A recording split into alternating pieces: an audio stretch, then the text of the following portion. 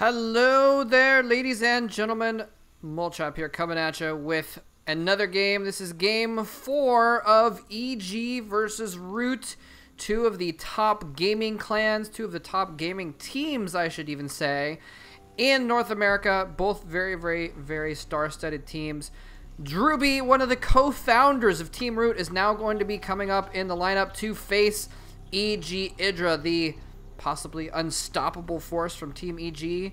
He's coming out here with a 2-1 lead, having just taken 2 wins off Cats and Minigun. And after Cats took out Crow initially. For some reason I always say Strifeco. Seems like it should be the name of a seedy company, Strife Company. Drewbie's going to go ahead and wall in over here.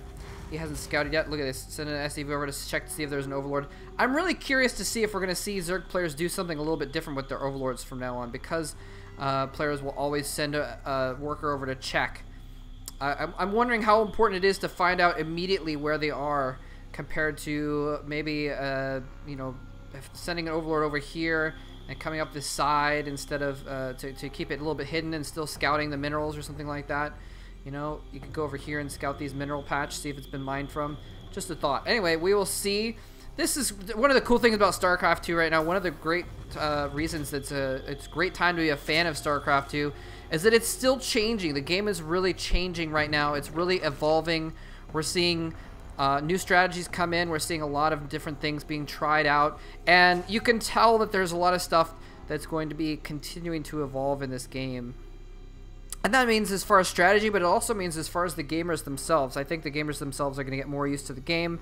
The level, the bar is going to get raised higher and higher over time. Anyway, so Idra gets scouted late here by Drewbie. SCV coming here pretty late, relatively late. It looks like he scouted after that barracks, so he's got his wall in pretty quick. He's going more econ based. But luckily, he does get into Idra's base quickly. He's close, so he gets in there pretty quickly and is able to see exactly what's going on. If Idra had been perhaps up here, late scout, well, he probably would have seen the Overlord here, actually, if that was the case. But a late scout would have been difficult. Ooh, Marine pops out, takes out that drone, trying to scout in there himself. Anyway, so a little bit of pressure is going to be put on here by Drewbie. He's got an SCV and a Marine. It looks like, let's see, has he got it rallied? Yes, he's got his barracks rallied, continuing to produce Marines up to the front here. Overlord spots this SCV coming in. 3 drones coming out, 4th drone coming out to try to fend off this attack. It looks like the hatchery is going to pop very quickly. Got a 15 hatchery out there, and this is a late scout and late harassment. So, oh, the creep hasn't spread. Is he still going to try it? No, wisely he doesn't do anything there. But look at this, Idra. I don't know if overreacting is quite the word, but definitely reacting strongly to this pressure, putting up a spine crawler and making 6 Zerglings. That is actually a significant response to this, and Drewbie's actually going to have to, he's trying to fast expand here, so he's actually going to play defensively. Very interesting, and here comes those 6 Zerglings. They're going to scout exactly what's going on, and he does in fact see that expansion. He just loses a single Zergling to that.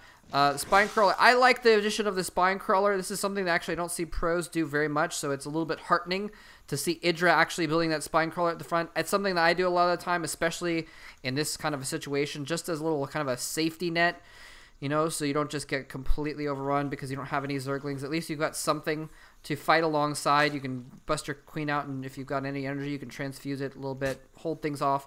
I don't know. It's not that expensive, really. It costs you a drone, and it costs some money, but it's just so effective. It is very cost-effective building as far as defense goes. And the reason why you never see pro players use defensive buildings, they try not to use static defenses unless they have to.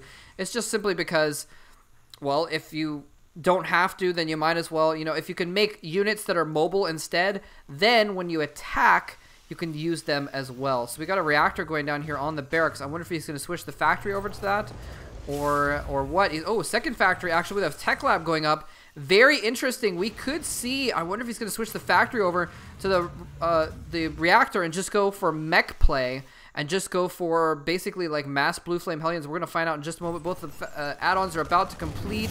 Zerglings prodding in here just to see what they can do. Oh, they might be able to catch an SCV, actually.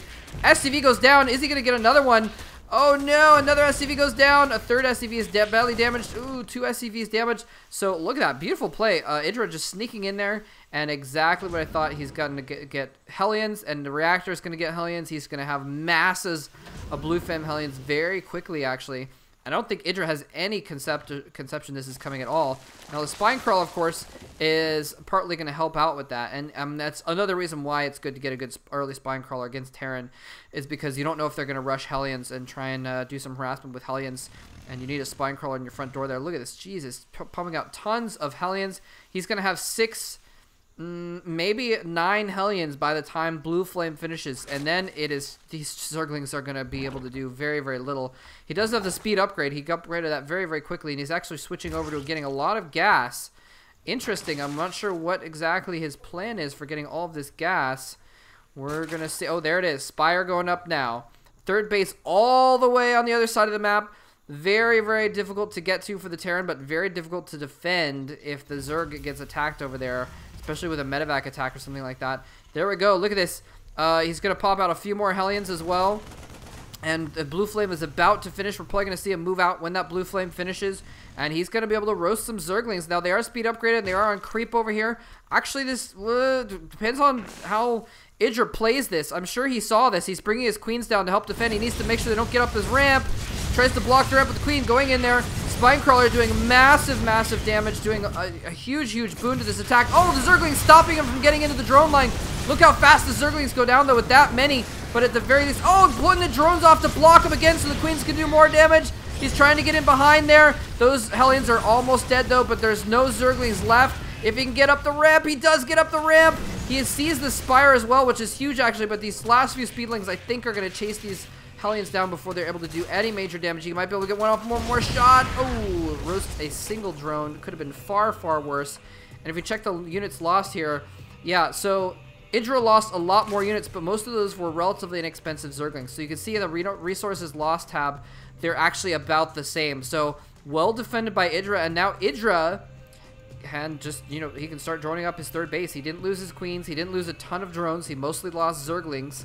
That was the bulk of what he lost was Zerglings. So if we look at the income tab, in fact, yeah, 47 drones still to 48 SCVs. So in any case, yeah, so Idra's in pretty good shape here. He's fended off. He's got mutas out now. I'm curious what drewbie's going to do to follow up. I mean, obviously he's going for some mech still. I think I saw a Thor being produced. Yep, there's a Thor chilling there. And I think he saw that Spire, so he definitely was going to make that anyway. I like this little defense. He's got a couple turrets, a couple Thors, and, you know, he's got a few Marines in here. And pretty much, if you have a Thor by itself, it's not terribly good against Mutalisks because they can just magic box it and just own it really quickly.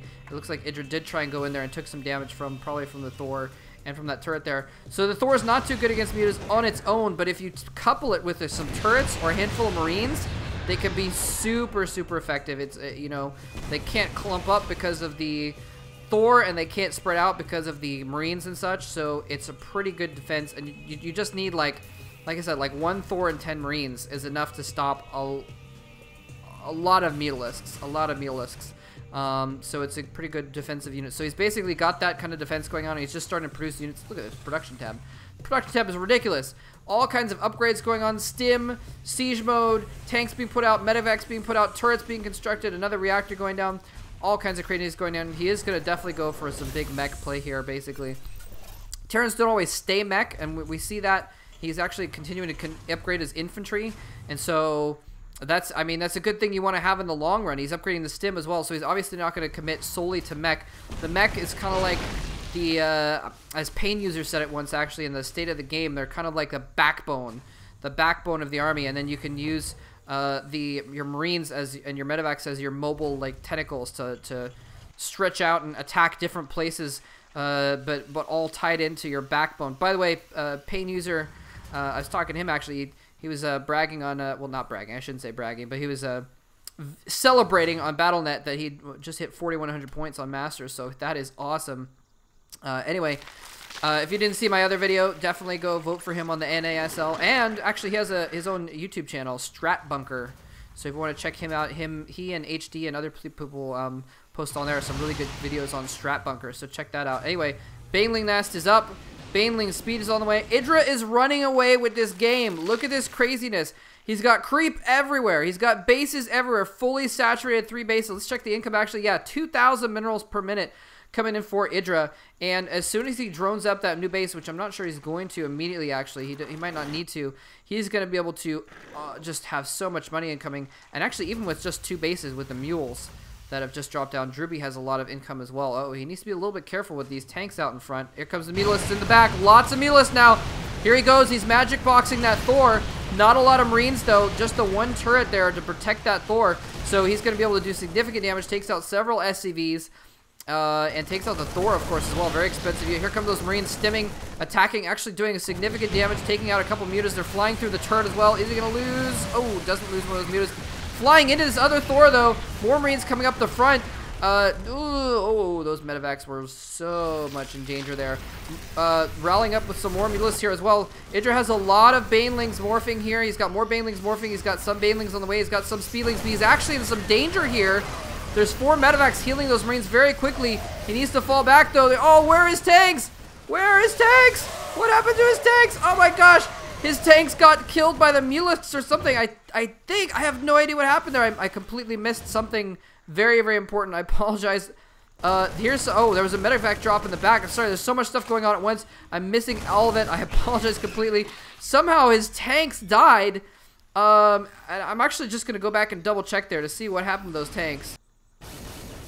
Alright, so we're going to go back here, and it looks like as the same time as those mutalisks coming into the main base, some Zerglings and Banelings came in here and took out, so the mass Lings came in there and took out most of the Zerglings. So when I was following those mutalisks in the main, they actually came in to catch the tail end of attack at the front.